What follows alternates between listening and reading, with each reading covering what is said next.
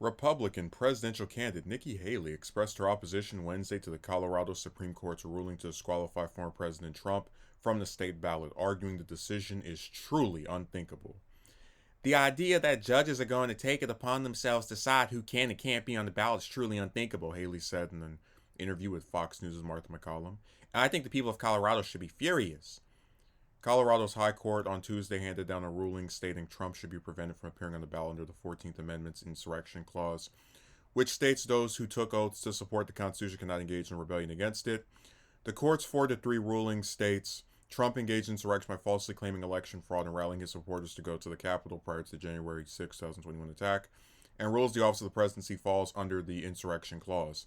Haley, a former U.S. ambassador to the United Nations and former governor of South Carolina, emphasized she will defeat Trump on her own and doesn't need a judge to remove him from the ballot. I don't think Trump should be president. I think I should be president, Haley said Wednesday. I think our country would do a lot better if I was, but we should have this race fair and square with him on the ballot, just like everybody else. And the idea that we go and say just because these liberal justices don't like him, they want to take him off the ballot, that's not democracy. That's not who we are. That's not what we stand to do. That's not what we need to do. Haley's remarks echoed sentiments from several GOP lawmakers and candidates competing against her and Trump for the Republican presidential nomination. We could, I'm not going to read the rest of that, but before we even address what Haley said, I was very shocked by him getting removed from the Colorado ballot, and my feelings about her mixed because on one hand, as a person who's not a lawyer, I can see where you can interpret him to, January 6th was a rebellion against the Constitution. For 2 months leading up to that, he flamed the rhetoric of the election was stolen, it was rigged, they took it from me. So I can see where they could interpret it as, yes, his rhetoric, his vocal commentary led to this act of rebellion against the Constitution, which means he should be barred from, competing for another office again. But where I draw an issue, and that's why I said it's kind of like with impeachment, where I can look at in an objective way and say maybe there's grounds for this, but there is an intended result that is still going to not be fulfilled. So I said when I said before, if you can't get rid of Trump through impeachment, don't even bother because it might backfire on you, make him look sympathetic. In this case, even if I could say I agree with Colorado's decision, which I still am on the fence about because it's one of those things where it's just too slippery of a slope in my view. But even if I were to say that, all this does, listen, Trump doesn't need Colorado to win. I hate to say this. I know everyone tries to make it sound like every state is important, but for presidential races, there's certain states that are going to be in one column or the other. And Colorado is pretty solidly for Democrats.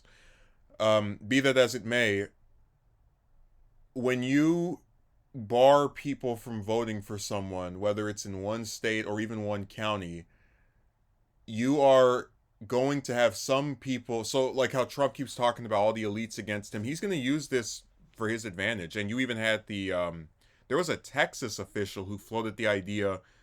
Of course, he tried to say, we believe in democracy in Texas, which I thought was funny. But he said, maybe we should consider taking Biden off the ballot. It's like he said that clearly not as a thing to actually do, but what I'm getting at is there is an argument to be made that even if you're in the right, you're still possibly going to inspire more people to be wrongful and to I'm very convinced that if Trump hadn't have been impeached twice, let alone once, or once, let alone twice, I should say. I got it backwards.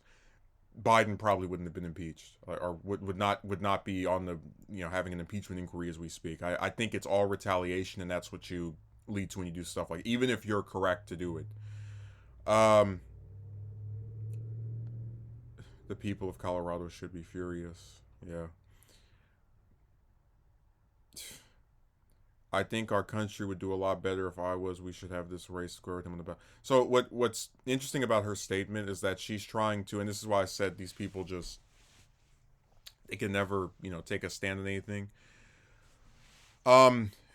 she's trying to court some of his voters because she knows that if she were to get the nomination, she would need them in the general election, and she can't just come out and say, "Hey, look, I don't like that they took him off the ballot, but they have a pretty good legal case for this. They don't just randomly remove you from the ballot because they don't like you, well, unless you're the Democratic primary and you're screwing Marianne Williamson and Dean Phillips and other.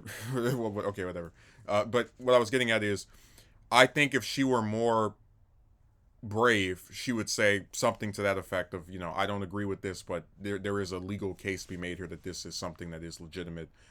Instead of doing that, she's going to say that she would like to beat Trump fair and square, which, she's going to have the chance to do that in 49 other states. So it's not exactly, this doesn't make or break him. And that's really what the problem is. This one state doing something that there very possibly well could be a legal justification for doing, I just think is going to have bad results and consequences for the rest of the race. I think a lot of people are who were on the fence about Trump or otherwise were kind of like maybe just sort of looking at other people are going to say, "Hey, if they're doing this much to get rid of him, we need to support him even more." That's the slope that they run. But even beyond this election cycle, or at least this primary anyway, you might see goofy lawyers and garbage politicians who look at some Democrat, it could be Biden, it could be Harris, whoever's up on the ladder and says, "I don't like that this person's handling of this issue or whatever, so let me take them off the ballot in Texas or Kentucky or Alabama or Georgia or any of these other states where the Republicans reign supreme." It's something that, again, there's probably not going to be that much of a legal justification for, but it's part of that retribution. That's the theme of this party. If you do something to them and there's probable cause for it, get ready for them to come up with some flimsy trash to try and get back at you with. It's just how they are.